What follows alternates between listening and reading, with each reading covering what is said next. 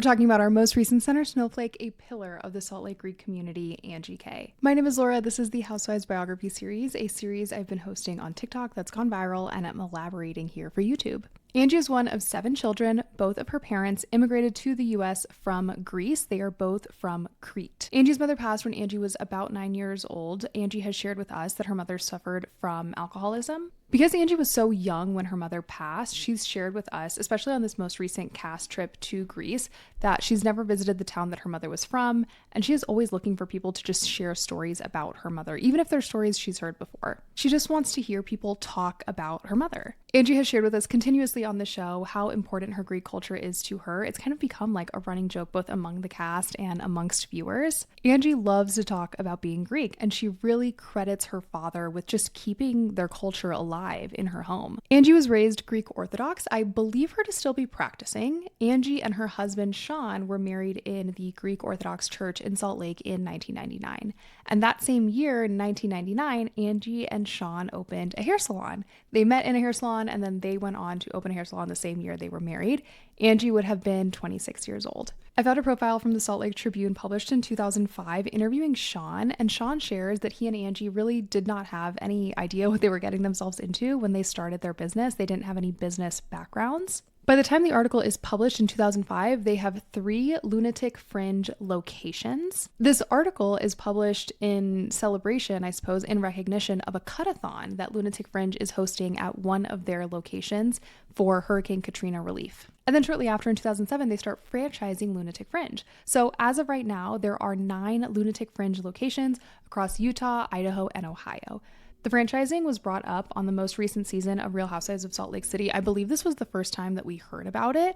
This was during Lisa's Clarity Luncheon, where she had all of those documents with dismissed written on them. We've heard before on the show that Lunatic Fringe does have a hair school, and I think a more accurate representation of this is that Sean is the owner of the Paul Mitchell Hair School in Salt Lake City, and Sean is also the owner of a beauty supply store in Salt Lake.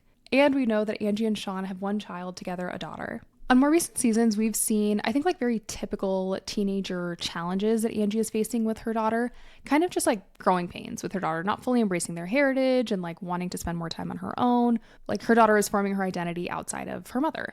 Now, on to Housewives. Angie has really had quite the journey to becoming the center snowflake that she is on our most recent season. She started off by being a featured guest on season 2, and by season 3, she was a friend of, and then season 4, she's a full-time cast member. I do think that Angie could have such a natural integration to the group because we know that she and Heather have some history together. We know that Angie and Heather went to high school together. It sounds like they knew each other, but like maybe they weren't really like great friends in high school, but they certainly, again, like were friendly. Something I think is special about the character of Angie on television is that she has made her family such a big part of her backstory, her family and her culture. So for example, last season we saw Angie sharing a lot about her mother's experience suffering with alcoholism and how that impacted her. We saw Angie like really working through some of her own challenges in relation to her mother's passing with her father. And we saw her get really emotional as she was unpacking these things with her family. And on that note, we see Angie's dad quite a bit on the show, and I feel like this is really special,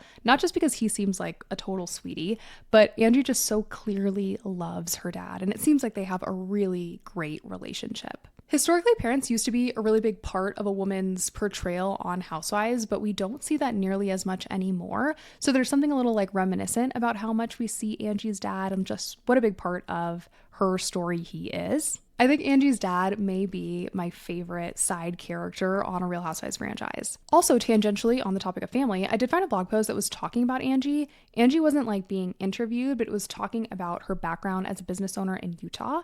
The blog post was saying that Angie has quite an entrepreneurial family, that Lunatic Fringe was not the first foray into business for their family.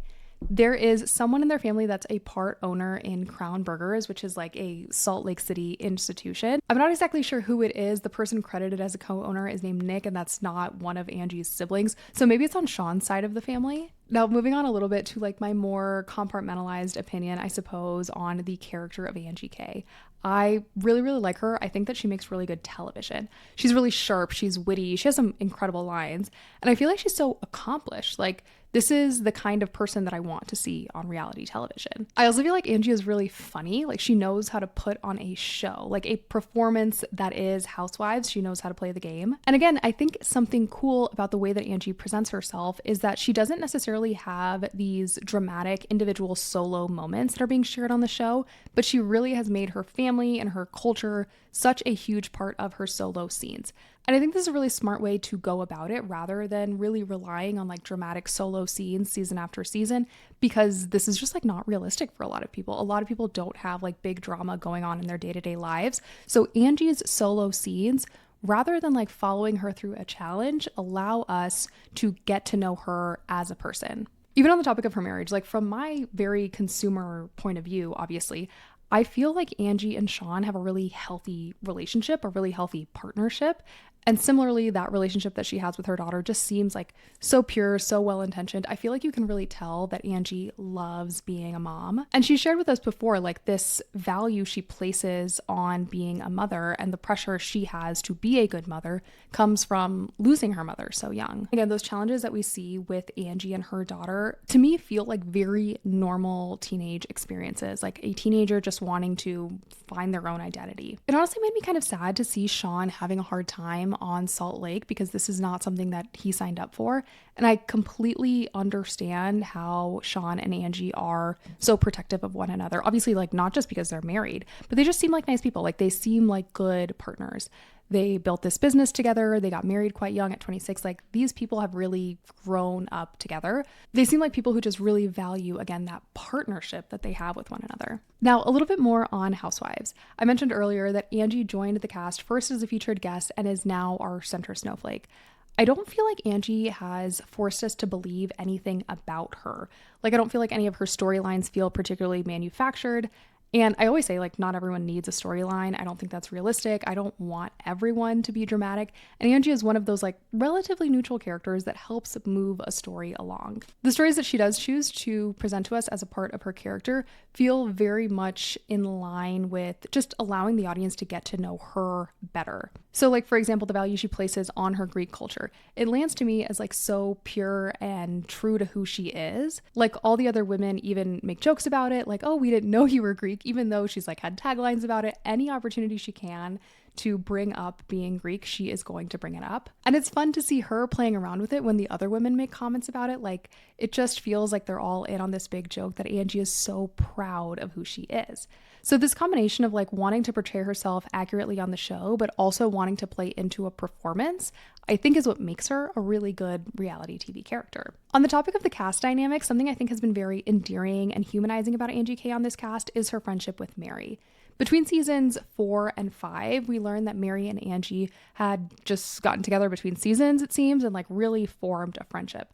So when Mary comes back season 5 and seems to be really struggling with something personal, Mary chooses to confide in Angie on camera, and Mary shares some really intimate details about challenges she's having with her son, with his substance use, and she's just going through a really hard time. She's going through a really hard time with her son. So this scene that Angie comes over and sits on Mary's couch, or it might be vice versa. Anyway, they're getting together on a couch. Angie is just there to lend a listening ear. Angie starts crying. They're holding hands. Like she's really there to just be supportive of Mary. She's not offering any advice. She is there to just like be clearly like the shoulder that Mary needs in that moment to lean on. So again, it seems like whatever happened between them in those 2 seasons formed such a strong foundation for us to see them then silly and having fun on the show. They started off as like just deeply personal friends, and now we see them like rooming together on cast trips and just continuing to have a lot of fun together. And that's also really humanizing to the character of Mary. I feel like we haven't gotten a lot of that from her prior to her friendship with Angie. So anyway, in that moment, especially through those struggles that Mary was having that season, it seems like Angie's intentions are just sweet, like genuine, like wanting to be there as a friend. This most recent season, we also know that Angie is the host of the cast trip to Greece, and this is where the season closed. I think being the host of a cast trip is a really cool role to see a woman in, because you can tell what they value on these trips and like how they want people to spend time. Obviously, we know that like production is involved, but that host does have some say in what's going down on the trip. So the women go to Greece on this most recent season because Angie is pursuing her Greek citizenship. We learn that she's been taking some classes. She's gone to Greece multiple times with her family. So she's excited to just like show people the Greece that she knows. She sets up these little activities and she's like being kind of like a pseudo tour guide when the women are just like walking through towns together, just pointing things out. She's like, these are the famous steps. This is what you want to have here. And Angie kind of serves as this middleman. Clearly, she's not doing everything. They have a driver. They do have activities pre-planned like any housewives trip. But Angie is really there to provide this like pretty personal lens to the cast trip, which we don't always get. Like there are scenes where we're meeting one of her cousins and that's where she asks her cousin, like, do you have any other stories about my mother? There's the scenes of women riding on donkeys and like taking these famous photo shoots. And Angie is really there to, again, like serve as this like pseudo local guide for the women. They have everything planned, but Angie really wants to like show the women the Greece that she has been so excited to share as part of her personality the last few seasons. I also watched Angie on Housewife Swap, whatever it was called. It was like this mini series that Peacock did this past fall. There was 4 episodes. Angie was the very first episode of the 4, and she swapped places with this family in Idaho, like rural Idaho, and they have composting toilets. They're like hauling water up from a pump. She is just so deeply like out of her element, but at the same time, she is so clearly embracing the experience. And I thought it was like a really cute way to see a housewife. This family had 3 kids and the youngest child was a girl and she was like doing the girl's hair. And in her confessionals while she's there, she's saying how great it is to like connect with the girl on this level because it reminds her of her daughter when she was young. And her daughter's like kind of out of that stage, or she's like going through something now where she doesn't want her mother around as much as like this young girl does. Again, it was just like, it was cute. It was pure. It was a 1-hour thing. I think she was there for like 3 days, but a really humanizing experience to see a housewife like totally out of her element. I feel like the character of Angie is a hard character type to balance on reality television because she lands as very much participating in the game. This is reality television. She knows she is putting on a show, and she's really good at that. She's also really good at moving the stories along. Again, she knows when to be funny and be witty and like fight back, but she knows when to move on. And I think this cast as a whole does a really good job of that. Like they don't dwell deeply on conflict. This is also a really funny cast. Like Angie is funny, but the group as a whole is quite funny. And I think that's like what makes this show so good. She has some great lines. She doesn't land as like particularly manufactured or like in her own world, if that makes sense. I think she's just like a really good addition to the cast, like a really crucial type of person to move the episodes along and keep us interested. I think that's it for Angie K. I would love to know your thoughts on how she is portrayed on Real Housewives. We'll be continuing the Housewives biography series with the women of Salt Lake.